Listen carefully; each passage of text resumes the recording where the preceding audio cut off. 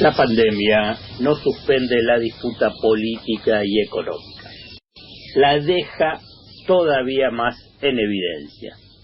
Desde un primer momento, en este espacio, le comenté que este tipo de crisis exacerba los sentimientos y las conductas humanas. Y, por supuesto, también exaspera y endurece la disputa política y económica. Lo que sigue no es una versión conspirativa, ojo, no es una versión conspirativa, sino la descripción objetiva de tres acontecimientos que alteraron el vínculo tenso que había, pero que no era de guerra abierta como el que existe hoy, entre grandes medios de comunicación, Clarín y La Nación a la cabeza, y con otra intensidad Infobae, junto a algunos grupos económicos, contra el gobierno de Alberto Fernández. Volvió otra vez el periodismo de guerra. Había una tensión de base, que era la presencia de Cristina Fernández de Kirchner en la fórmula presidencial y en el aporte del kirchnerismo a la alianza de gobierno.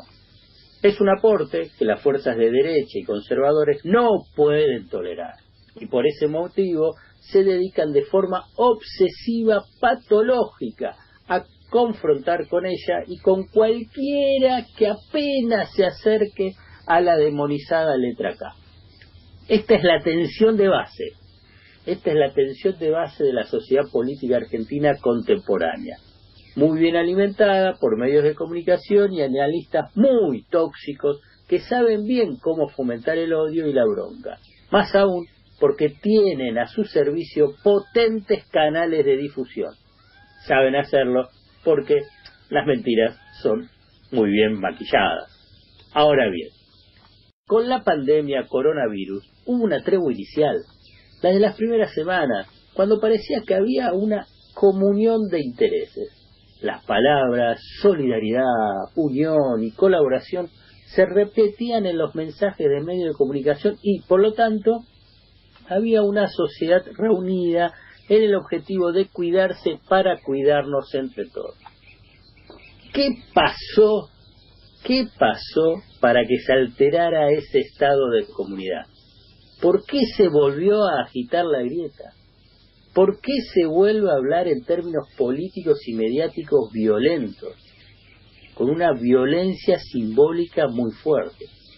En esta instancia, este es mi análisis, aparecen esos tres acontecimientos mencionados que alteraron ese clima de fantasía, que paso a detallar. Primero, el desafío del Grupo Techín, de la familia Roca, la más poderosa y millonaria de Argentina, de despedir 1.450 trabajadores cuando el gobierno había dispuesto la prohibición de despido. Alberto Fernández reacciona ante esos despidos diciendo por televisión, cuando extiende una fase de la cuarentena, y sin mencionarlos en particular, que eran unos miserables y que en estos meses pueden ganar un poco menos.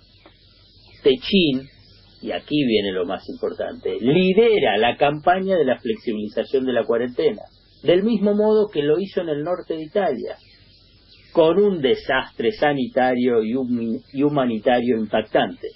Pero la muerte de trabajadores y sus familias no debe interrumpir, en esa lógica, la producción y la generación de ganancias. Ese es el postulado de la familia Roca y del mundo industrial y concentrado, tanto en Italia como en Argentina. Desde ese momento apareció en el debate público el falso dilema salud o economía, cuando en realidad es salud y economía. El segundo acontecimiento, la propuesta de un ala política de la Alianza Frente de Todos, la del kirchnerismo, que tuvo el aval público de Alberto Fernández, de un impuesto a los ultra ricos de Argentina. Abarca apenas de 11.000 a 12.000 personas. ¿Quiénes están alcanzados con ese impuesto del 1% y por una única vez? Además de los Roca, los dueños de los grandes medios de comunicación y los otros grandes ricos y dueños de grandes empresas en Argentina. No importa que sea un impuesto que se esté debatiendo en varios países de Europa y en América Latina. Es un proyecto que toca un poquitito, pero toca al fin los inmensos patrimonios de los ultra ricos en Argentina. Y si además fue promovido por el kirchnerismo, el combo es perfecto para comenzar el periodismo de guerra y la guerra contra el gobierno. Y el tercer acontecimiento, la presentación de la oferta de canje de la deuda en virtual default. Los grandes acreedores, entre quienes se encuentran las familias más ricas de Argentina, como así también las grandes empresas de medios de comunicación, se abroquelaron para oponerse a esa oferta que implica una quita de deuda. Esos tres acontecimientos explican el estado de beligerancia.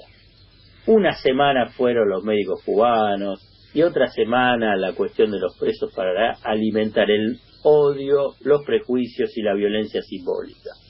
Y así van a seguir apareciendo semana a semana algún tema que sirva para alimentar esos odios. Pero vuelvo a repetirte y a señalarte y a describirte, el objetivo es otro. En una sociedad lógicamente muy sensible por la continuidad de la cuarentena, con un porcentaje importante que mantiene históricamente posiciones reaccionarias, el fomento de la grieta, que el jueves pasado tuvo su ruidosa manifestación en Cacerola, es un sendero inquietante que merecería ser detenido a tiempo.